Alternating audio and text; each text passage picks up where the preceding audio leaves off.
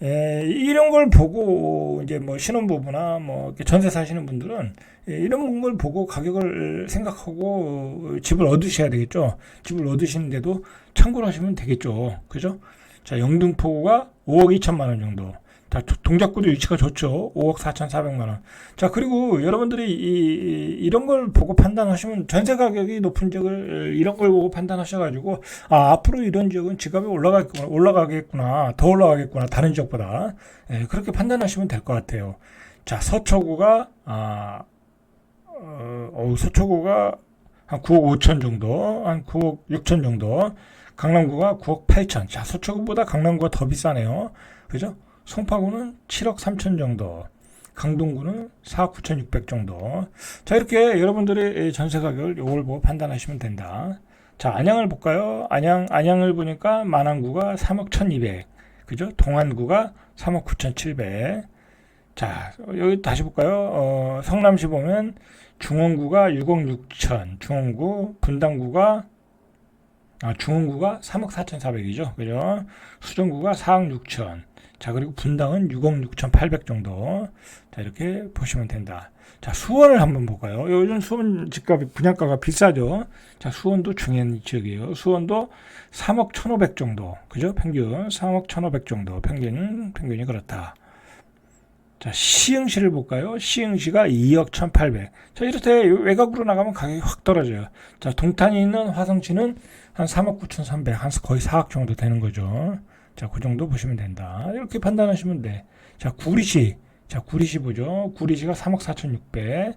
하남시가 비싸네요. 그죠? 요즘 젊은 아이들이 많이 간다고 하는데, 5억 3,300 정도. 자, 고양시가 3억 4천. 자, 이렇게 외곽으로 가면 3억대예요. 그죠? 3억대니까 우리 그 30, 40대들이 다 외곽으로 나가고 있는 거죠. 자, 인천으로 가보죠. 인천도 가격이 확 떨어져요. 인천도 평균이 2억 2,500 정도. 2억 2,500 정도. 자, 제일 비싼 연수구가 3억 2,500 정도. 자, 그렇습니다.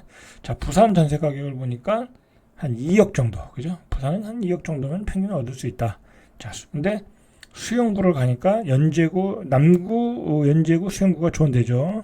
자, 가장 비싼 남구가 2억 5천. 그죠? 2억 5천. 그 다음에 연제구가 2억 3천, 수영구가 2억 4천. 그죠? 이렇게 보시면 되겠죠. 자, 부산도 남구, 연제구, 수영구가 좋구나. 여기 또 해운대구도 있네요. 그죠? 해운대구가 제일 비싸겠죠. 2억 7천 정도. 대구도 수성구를 볼까요? 수성구가 3억 정도. 그죠? 평균이 2억 1천 정도, 2억 900 정도인데, 수성구는 3억 500 정도 높죠. 자, 광주도 1억 9천 평균이. 자, 가장 비싼 남구가 2억 700 정도. 자, 대전을 볼까요? 한번. 대전을 보니까 2억 3천 정도, 2억 3천. 대전이 2억 3천, 평균이 2억 3천이고 비싸다고 하는 서구가 2억 4천. 그죠? 2억 4천. 자, 세종을 한번 보시죠. 세종. 자, 세종을 보니까 세종이 요즘 전세 가격이 떨어졌거든요. 많이 떨어졌어요. 2억 2천 정도 평균이 2억 2천 정도인데 세종은 전세가 잘 안 나가요. 요즘 세종은 전세가 잘 안 나가요. 왜냐면 수요가 그렇게 많지 않잖아요. 그죠? 인구가 적으니까 전세 빼기가 무척 힘들어요. 그 다음에 청주가 1억 7,400번 정도. 그죠? 자, 이렇게 전세 가격이 집값의 지표가 되는 거예요. 그죠? 그러면 청주가 1억 7,400이고 대전이 얼마예요? 2억 1,800이 되는 건 대전이 청주보다는 집값이 전체적으로 평균이 비싼 거예요. 그렇게 판단하시면 된다. 그죠? 자, 천안을 한번 보죠. 1억 8천 정도. 자, 지방의 소도시 보시죠. 공주 같은데 1억 2천 정도. 그죠? 이런데 계룡시 1억 3천. 그죠? 서산시 1억 3천. 이 평균이 그렇다는 거예요. 평균이. 자, 그리고 이걸 보세요. 이 평균 가격 대비 평균 매매 가격 대비 전세 가격. 자, 이거 계속 말씀드리는데 한국 부동산에 원에 들어오면 요 부동산 통계 2 비호가 있어요. 이거 보시고 여러분들이 앞으로 집값이 뭐 올라갈 것 같다, 내려갈 것 같다라는 요 자료를 보고 판단하시면 돼요. 결국은 집값이 올라가려면 전세가율이 올라와야 되는 거잖아요. 그죠? 전세가율이 올라간다라는 것은 말 그대로 전세로 많이 내가 돈을 지불하고 있다는 거잖아요. 그럼 시장에 그 에너지가 쌓이고 있는 거야. 그죠? 이 상승의 에너지가 쌓이고 있는 거야. 전세 가격이 올라가면 앞으로 전세 가격이 올라가겠네. 그럼 차라리 이 돈 가지고 매매를 하자. 그런 거잖아요. 자, 그런 점에서 이 전세가율을 여러분들 꼭 여기서 체크를 하셔야 돼요. 자, 전국의 전세가율을 보니까 66.5야. 그죠? 그러면 작년의 기준으로 보니까 똑같아. 그죠? 똑같아. 별로 달라진 건 없어요. 전국을 보니까. 자, 전국은 중요하지 않은 것 같고, 수도권을 보시죠. 수도권의 전세가율이 현재 60%야. 높아졌어요. 작년에 3월 달에 59.7이야. 조금 높아졌어요. 전세가율이. 집값은 떨어지고, 매매가는 올라갔잖아요. 그죠? 집값은 떨어지고, 전세가는 올라갔잖아요. 그러니까 전세가율이 올라가겠죠. 자, 6대 광역시를 볼까요? 지방은 72%, 6대 광역시는 67.3%, 그죠? 67.3% 이렇게 되고 있어요.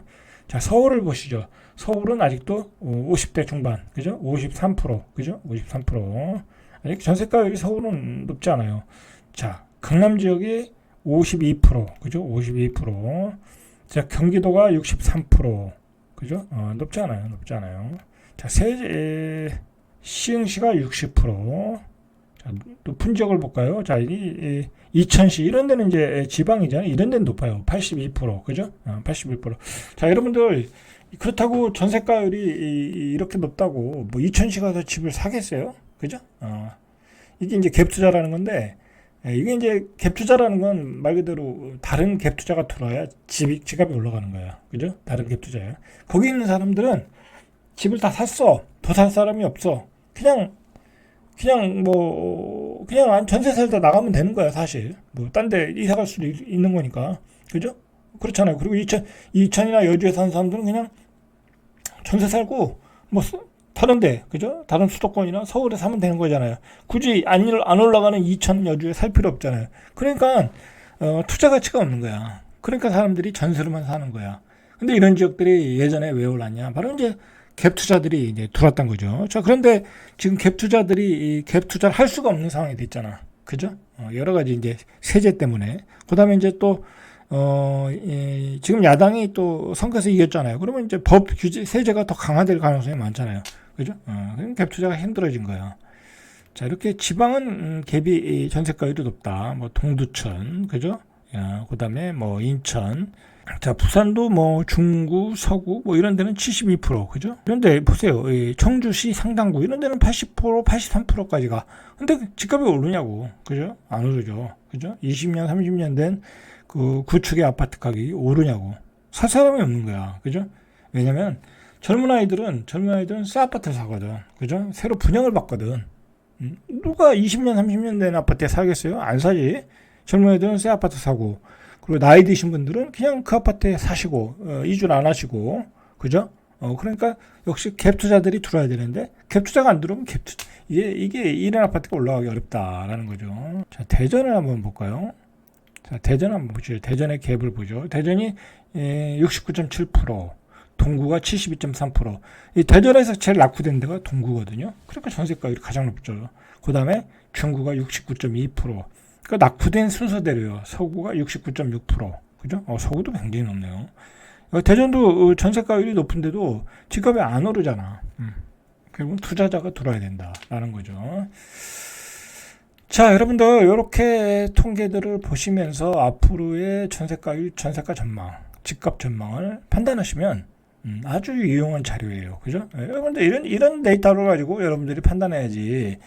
뭐 맨날 폭락론자들의 그 뭐 뻥튀기 폭락, 그죠? 폭락론 그런 거 믿지 마시고 이런 걸 가지고 여러분들이 근거를 가지고 이런 자료를 근거를 가지고 여러분들이 판단하셔라.